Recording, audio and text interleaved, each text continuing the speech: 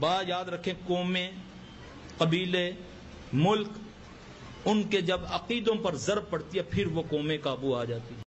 ان الحمد للہ نحمده ونستعینه ونستغفره ونعوذ باللہ من شرور انفسنا ومن سیئات اعمالنا من يهده الله فلا مضل له ومن يضلل فلا هادي له اشهد ان لا اله الا الله وحده لا شريك له واشهد ان محمدا عبده ورسوله اما بعد۔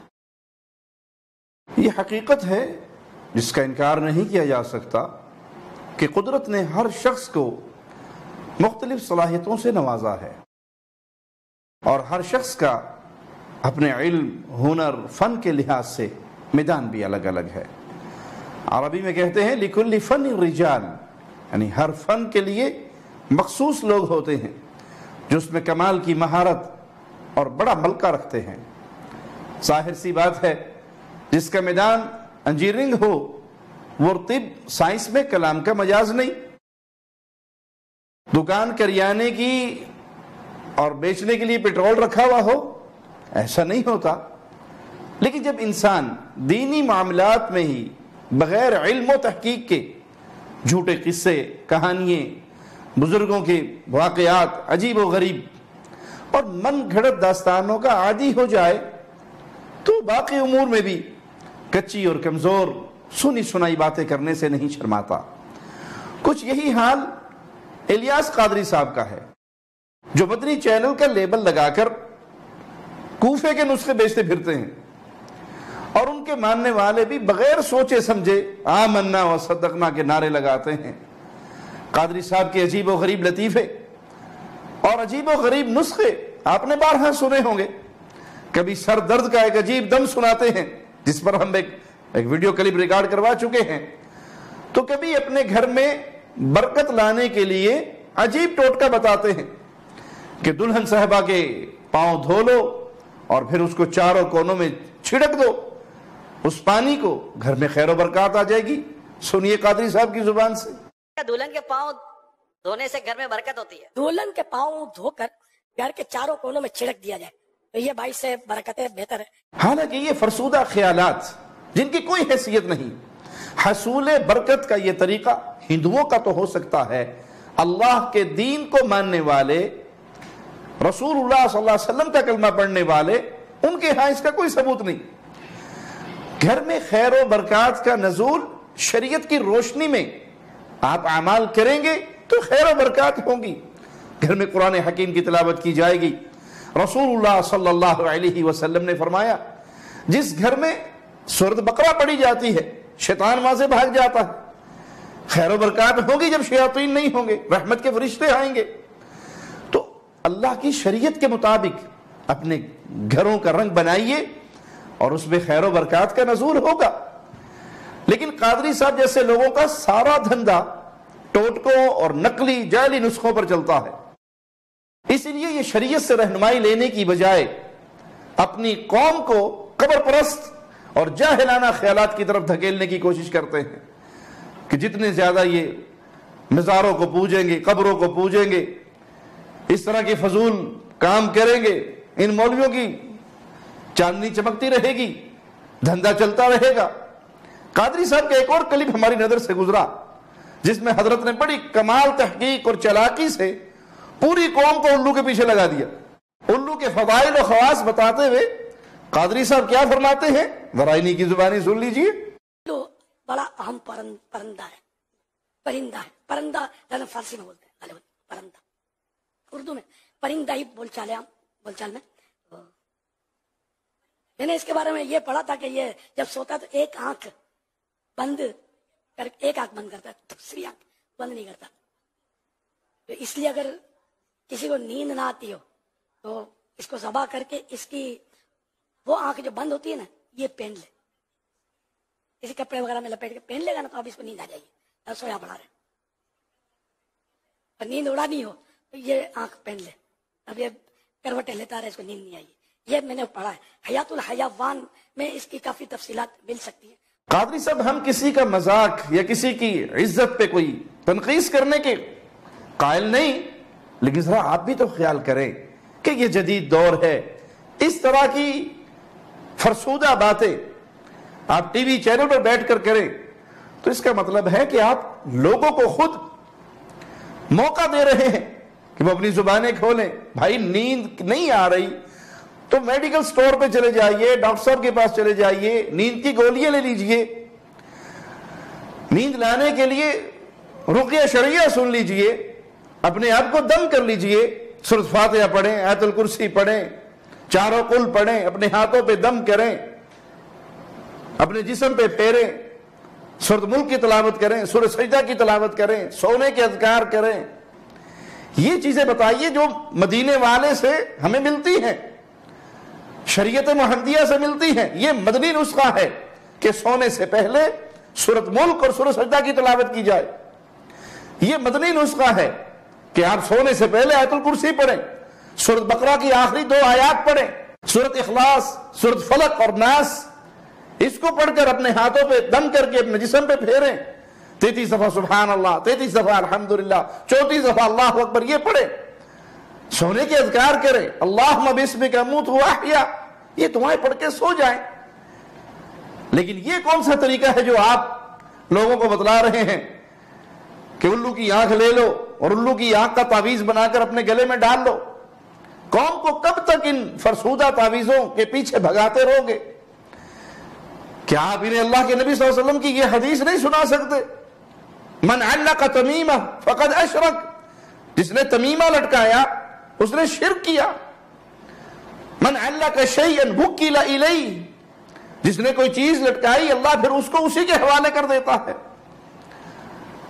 تو بھائی یہ الو کی آنکھ گلے میں باندھنا, یہ الو کی آنکھ گلے میں لٹکانا, یہ مدنی نسخہ نہیں ہے, یہ مدنی پھول نہیں ہے. باقی رہا حیات الحیوان نامی کتاب جس کا آپ نے ذکر کیا, یہ کوئی شرعی مصدر اور ماخذ نہیں, نہ ہی اس کی تمام باتوں سے اتفاق ممکن ہے.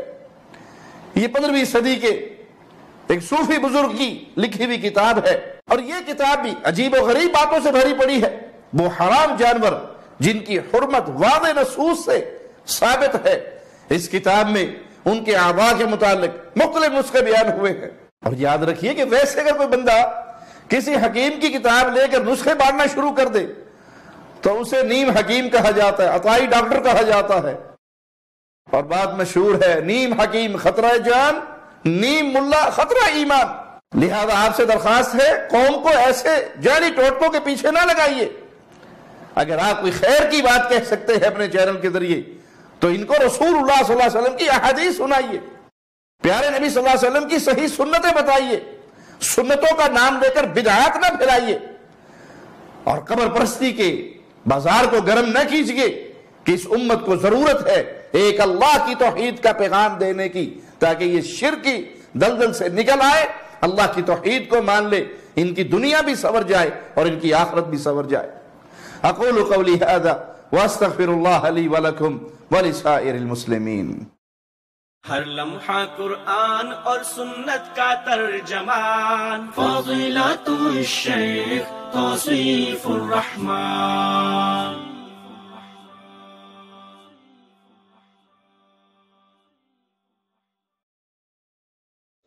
اور تعویذ کیسے کرتے ہیں میں آپ کو ایک بات بتا دوں, یہ گمان کی بات ہوتی ہے. تعویذ چاہے قرآن کا ہو چاہے دوسرا ہو, تعویذ صحیح نہیں ہے قطعی.